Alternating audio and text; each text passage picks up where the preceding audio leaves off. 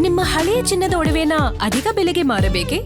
ಆಟಿಕಾಗೆ ಕಾಲ್ ಮಾಡಿ 8880 Attica gold company.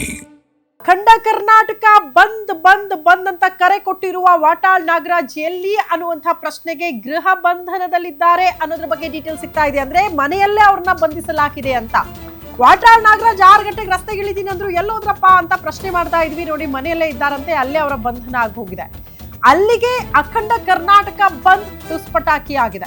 ಬಂದ್ಗೆ ಕರೆ ಕೊಟ್ಟಿದ್ದ ವಾಟಾಳ್ ನಾಗರಾಜ್ರನ್ನ ಪೊಲೀಸರು ವಶಕ್ಕೆ ಪಡೆದುಕೊಂಡಿದ್ದಾರೆ. ಡಾಲರ್ಸ್ ಕಾಲೋನಿ ಮನೆಯಲ್ಲೇ ವಶಕ್ಕೆ ಪಡೆದುಕೊಂಡಿದ್ದಾರೆ ಪೊಲೀಸರು ಅನ್ನೋದ್ರ ಬಗ್ಗೆ ಡೀಟೇಲ್ಸ್ ಸದ್ಯ ಸಿಗ್ತಾ ಇದೆ. ಟೌನ್ ಹಾಲ್ ಬಳಿ ಪ್ರತಿಭಟನೆಗೆ ಪ್ಲಾನ್ ರೂಪಿಸಿದ್ರು ವಾಟಾಳ್ ನಾಗರಾಜ್, ಬಟ್ ಅದಕ್ಕೆ ಅವಕಾಶ ಮಾಡಿಕೊಟ್ಟಿಲ್ಲ ಪೊಲೀಸರು. ಆಚೆನೇ ಬರಕ್ ಬಿಡ್ಲಿಲ್ಲ ಅಂತ ಮನೆಯಿಂದ. ಟೌನ್ ಹಾಲ್ ಬಳಿ ಜಾಥಾ ನಡೆಸೋದಕ್ಕೆ ತಯಾರಿಯನ್ನ ಮಾಡಿಕೊಳ್ಳಲಾಗಿತ್ತು ದೊಡ್ಡ ಮಟ್ಟದಲ್ಲಿ. ಆದ್ರೆ ಮನೆಯಿಂದ ಆಚೆ ಬರೋದಕ್ಕೆ ಅವಕಾಶನೇ ಕೊಡ್ಲಿಲ್ಲ. ಅನುಮತಿ ಕೊಡದಿದ್ರು ಕೂಡ ಜಾಥಾ ಮಾಡಿಸೋದಕ್ಕೆ ಪ್ಲಾನ್ ಮಾಡ್ಕೊಂಡಿದ್ರಂತೆ ವಾಟಾಳ್ ನಾಗರಾಜ್ ಅವರು. ಹಂಗಾಗಿ ಅವ್ರ ಮನೆ ಬಿಟ್ಟು ಆಚೆ ಬಂದ್ರೆ ಸ್ವಲ್ಪ ತೀವ್ರ ಸ್ವರೂಪ ಪಡೆದುಕೊಳ್ಳಬಹುದು ಈ ಹೋರಾಟ, ಪ್ರತಿಭಟನೆ ಅನ್ನೋ ಕಾರಣಕ್ಕೆ ವಾಟಾಳ್ ನಾಗರಾಜ್ ಅವರನ್ನ ಡಾಲರ್ಸ್ ಕಾಲೋನಿಯಲ್ಲಿರುವ ಅವರ ನಿವಾಸದಲ್ಲೇ ಪೊಲೀಸರು ಮನೆಯಿಂದ ಆಚೆ ಬರೋದಕ್ಕೆ ಬಿಡದೆ ಅಲ್ಲೇ ವಶಕ್ಕೆ ಪಡೆದುಕೊಂಡಿರುವಂತಹ ದೃಶ್ಯವನ್ನ ಎಕ್ಸ್ಕ್ಲೂಸಿವ್ ಆಗಿ ಗ್ಯಾರಂಟಿ ನ್ಯೂಸ್ ನಿಮ್ಮ ಮುಂದೆ ಇಡ್ತಾ ಇದೆ. ಅಲ್ಲಿಗೆ ಕರ್ನಾಟಕ ಬಂದ್ ಬಂದ್ ಬಂದ್ ಅಂತ ಕರೆ ಕೊಟ್ಟಂತಹ ವಾಟಾಳ್ ನಾಗರಾಜ್ ಅವರ ಈ ಹೋರಾಟ, ಈ ಬಂದ್ ಟುಸ್ಸಾಗಿದೆ. ವಾಟಾಳ್ ನಾಗರಾಜ್ ಅವರು ಮನೆಯಿಂದ ಆಚೆ ಬಂದು ಅತಿ ದೊಡ್ಡ ಜಾಥಾ ಮಾಡಬೇಕು ಅನ್ಕೊಂಡಿದ್ರಲ್ಲ, ಆ ಪ್ಲಾನ್ ಕೂಡ ಟುಸ್ ಪಟಾಕಿ ಆಗಿದೆ. ಕಾರಣ ಪೊಲೀಸರು ಅವ್ರನ್ನ ಅಲ್ಲೇ ವಶಕ್ಕೆ ಪಡೆದುಕೊಳ್ಳುವ ಮೂಲಕ ಇಡೀ ಹೋರಾಟವನ್ನ, ಇಡೀ ಪ್ರತಿಭಟನೆಯನ್ನ ಆರಂಭಿಕ ಹಂತದಲ್ಲೇ ತಡೆಯುವ ಪ್ರಯತ್ನವನ್ನ ಪೊಲೀಸರು ಮಾಡಿಬಿಟ್ಟಿದ್ದಾರೆ.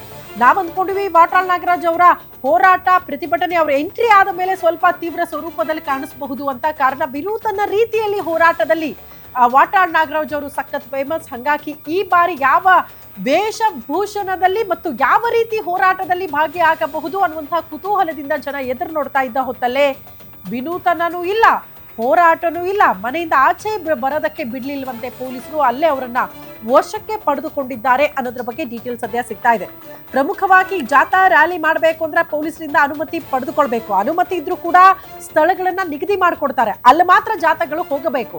ಬಟ್ ಇಲ್ಲಿ ಜಾಥಾ ಮಾಡೋಕೆ ಅವಕಾಶ ಇಲ್ಲ. ಪ್ರಮುಖವಾಗಿ ಅಂಥದ್ರಲ್ಲೂ ಕೂಡ ಅದನ್ನ ಮೀರಿ ಮಾಡ್ತೀವಿ ಅಂತ ತಯಾರಿಗಳಾದ್ರೆ ಪರಿಸ್ಥಿತಿ ಕೈ ಮೀರಬಹುದು, ಸಾರ್ವಜನಿಕರಿಗೆ ತೊಂದರೆ ಆಗಬಹುದು. ಇದನ್ನ ಅರ್ಥ ಮಾಡ್ಕೊಂಡಂತಹ ಪೊಲೀಸರು ವಾಟಾಳ್ ನಾಗರಾಜ್ ಅವರನ್ನ ಮನೆಯಿಂದ ಆಚೆ ಬರೋದಕ್ಕೂ ಮುನ್ನವೇ ವಶಕ್ಕೆ ಪಡೆದುಕೊಂಡಿದ್ದಾರೆ ಅನ್ನೋದ್ರ ಬಗ್ಗೆ ಸದ್ಯ ಡೀಟೇಲ್ ಸಿಗ್ತಾ ಇದೆ. ಹಾಗಾಗಿ ಅವ್ರನ್ನ ವಶಕ್ಕೆ ಪಡೆದುಕೊಳ್ಳುವ ಮೂಲಕ ಹೋರಾಟ, ಜಾಥಾ ಆರಂಭಿಕ ಹಂತದಲ್ಲೇ ಹತೋಟಿಯಲ್ಲೇ ಇಟ್ಟುಬಿಟ್ಟಿದ್ದಾರೆ ಪೊಲೀಸರು ಮುನ್ನೆಚ್ಚರಿಕಾ ಕ್ರಮವಾಗಿ.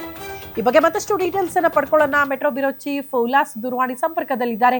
ಉಲ್ಲಾಸ್, ಅಟ್ಲೀಸ್ಟ್ ವಾಟಾಳ್ ನಾಗರಾಜ್ ಅವರು ಬಂದ ಮೇಲೆ ಬಂದು ಮತ್ತು ಪ್ರತಿಭಟನೆಯ ಬಿಸಿ ನೋಡೋದಕ್ಕೆ ಸಿಗಬಹುದು ಅಂದ್ರೆ ಆರಂಭಿಕ ಹಂತದಲ್ಲೇ ಅವ್ರನ್ನ ಮನೆಯಲ್ಲೇ ವಶಕ್ಕೆ ಪಡೆದುಕೊಂಡಿದ್ದಾರೆ ಅಂತ.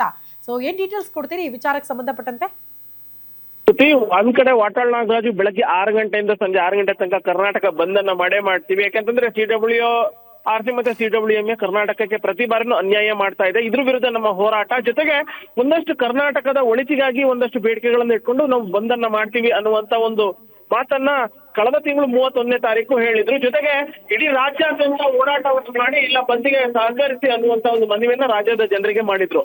ನಿನ್ನೆನ್ನು ಕೂಡ ಮೆಜೆಸ್ಟಿಕ್ ನಲ್ಲಿ ಪ್ರತಿಭಟನೆ ಮಾಡಿದಂತ ಸಂದರ್ಭದಲ್ಲಿ, ಕೊರಗ ಚಳವಳಿ ಮಾಡಿದಂತ ಸಂದರ್ಭದಲ್ಲಿ ಹೇಳಿದ್ರು ಬೆಳಗ್ಗೆ 6 ಗಂಟೆಯಿಂದ ಸಂಜೆ 6 ಗಂಟೆ ತನಕ ನಾವು ಬಂದ್ ಮಾಡ್ತೀವಿ, ಎಲ್ಲರೂ ಕೂಡ ಸಹಕರಿಸಿ ಅನ್ನುವಂತ ಒಂದು ಕೋರಿಕೆಯನ್ನು ಕೂಡ ಮಾಡಿದ್ರು. ಆದ್ರೆ ಇವತ್ತು ಬೆಳಗ್ಗೆ ಅವರು ಟೌನ್ ಹಾಲ್ ಇಂದ ಫ್ರೀಡಂ ಪಾರ್ಕ್ವರೆಗೂ ಜಾಥಾವನ್ನ ಮಾಡ್ತೀನಿ ಅನ್ನುವಂತ ಒಂದು ಮಾತನ್ನ ಹೇಳಿದ್ರು. ಇದ್ರ ಬೆನ್ನಲ್ಲೇನೆ ಬೆಳಗ್ಗೆ 5 ಗಂಟೆಯಿಂದನೇ ವಾಟಾಳ್ ನಾಗರಾಜ್ ಅವರ ಜೊತೆಗೆ ನಿನ್ನೆ ಯಾರೆಲ್ಲ ಗುರುತಿಸ್ಕೊಂಡಿದ್ರು ಬಂದಿಗೆ ಸಪೋರ್ಟ್ ಅನ್ನ ಮಾಡ್ತೀನಿ ಅಂತ ಹೇಳೋ ಒಂದು ಮಾತನ್ನ ಹೇಳಿದ್ರು ಕನ್ನಡ ಪರ ಹೋರಾಟಗಾರರು, ಕನ್ನಡ ಪರ ಮುಖಂಡರು. ಅವ್ರನ್ನ ಮನೆ ಒಳನೇ ವಶಕ್ಕೆ ಪಡೆಯುವಂತ ಕೆಲಸಕ್ಕೆ ಪೊಲೀಸರು ಮುಂದಾಗಿದ್ರು.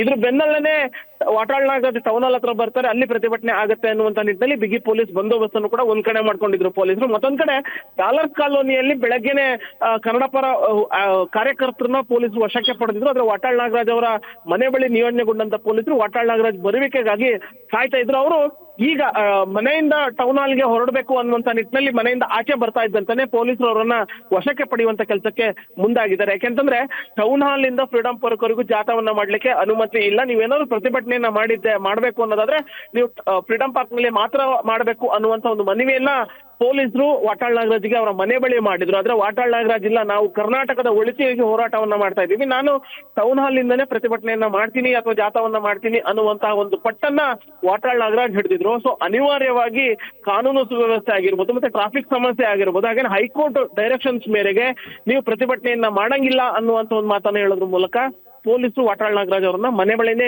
ವಶಕ್ಕೆ ಪಡೆಯುವಂತ ಕೆಲಸಕ್ಕೆ ಮುಂದಾಗಿದ್ದಾರೆ. ಆ ಮೂಲಕ ಕರ್ನಾಟಕ ಬಂದ್ ಆರಂಭ ಬೆಂಗಳೂರಿನಲ್ಲಿ ಮಂಡ್ಯ ಭಾಗದಲ್ಲಿ ಹೊರತುಪಡಿಸಿದ್ರೆ ಬೇರೆ ಎಲ್ಲೂ ಕೂಡ ಕರ್ನಾಟಕ ಬಂದ್ಗೆ ಅಷ್ಟು ಉತ್ತಮ ಪ್ರತಿಕ್ರಿಯೆ ವ್ಯಕ್ತ ಆಗಿರ್ಲಿಲ್ಲ. ಬೆಳಗ್ಗೆಯಿಂದನೇ ಎಂದಿನಂತೆ ಜನಸಂಚಾರ ಆಗಿರ್ಬೋದು, ವಾಹನ ಸಂಚಾರ ಎಲ್ಲವೂ ಕೂಡ ಇತ್ತು. ಸೊ ಈಗ ವಾಟಾಳ್ ನಾಗರಾಜ್ ಬಂಧನ ಆಗಿರೋದ್ರಿಂದ ಅಥವಾ ಪೊಲೀಸ್ ವಶಕ್ಕೆ ಪಡೆದಿರೋದ್ರಿಂದ ಆರಂಭದಲ್ಲೇನೆ ಕರ್ನಾಟಕ ಬಂದ್ ಒಂದ್ ರೀತಿ ತುಸ್ಪಟಾಕಿ ಆಗಿದೆ ಅಂತ ಹೇಳಿದ್ರು ಕೂಡ ತಪ್ಪಾಗೋದಿಲ್ಲ. ಶ್ರುತಿ. ಓಕೆ ಉಲ್ಲಾಸ್, ಧನ್ಯವಾದಗಳು ತಮ್ಮೆಲ್ಲ ಮಾಹಿತಿಗೆ.